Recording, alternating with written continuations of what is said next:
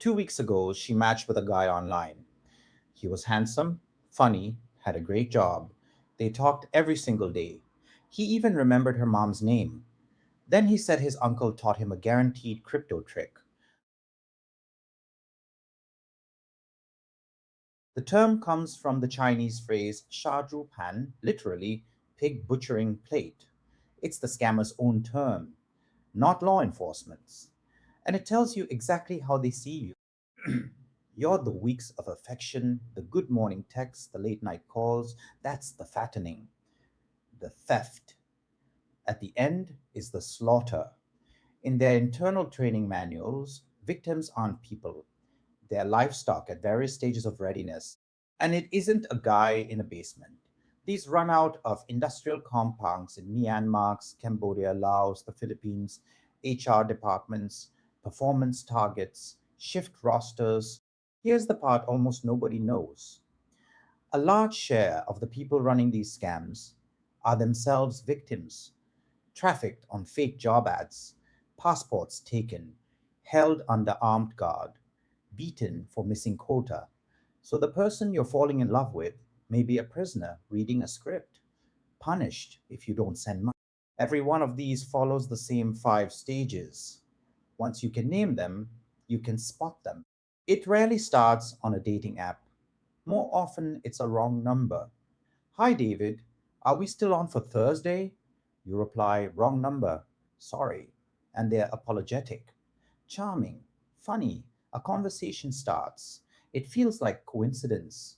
It isn't. Those go out by the tens of thousands. This lasts weeks, sometimes months. And critically, no money is mentioned. They learn your routine, your kids' names, your work stress.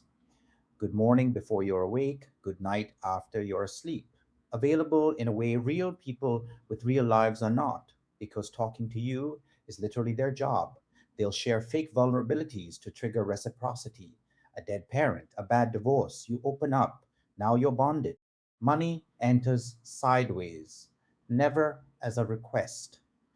He mentions offhand that he's doing well trading crypto, an uncle in finance, a short term window.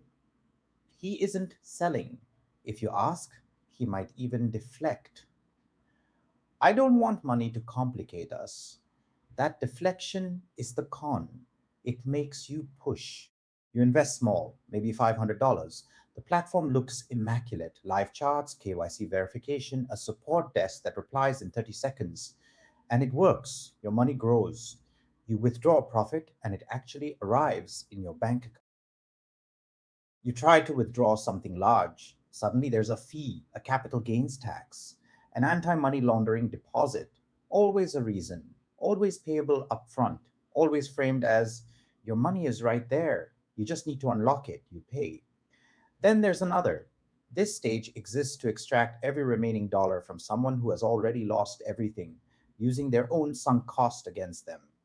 Then the account freezes. He stops replying. The site goes offline. That withdrawal is the most important move in the entire scam. It turns a skeptic into an evangelist. You're no longer being convinced, you're convincing yourself. So you put in more savings, a loan. Some victims remortgage. The numbers keep climbing because the platform is a rendered fiction. There is no trading, there never was. Paying to release your money is not a fee, it is a scam. Loneliness is the real vulnerability. They target people after divorce, bereavement, relocation, job loss, not because those people are weak, but because attention lands differently when you're isolated.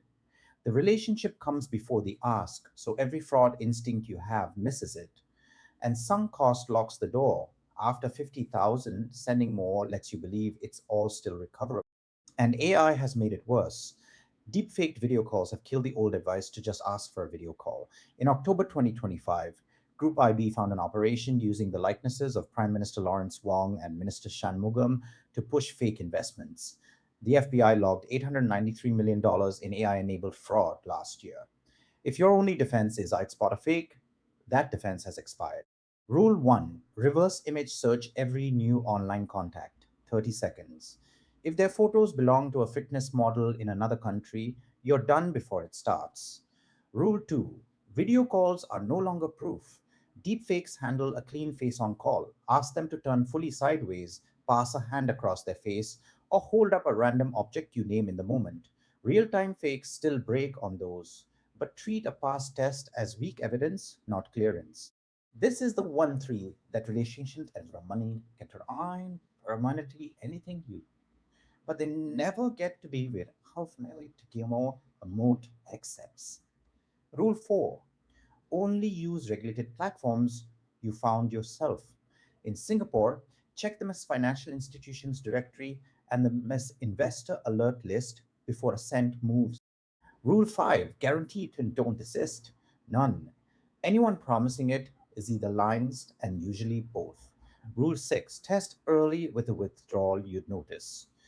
If a platform is real, pulling money out is boring and fast.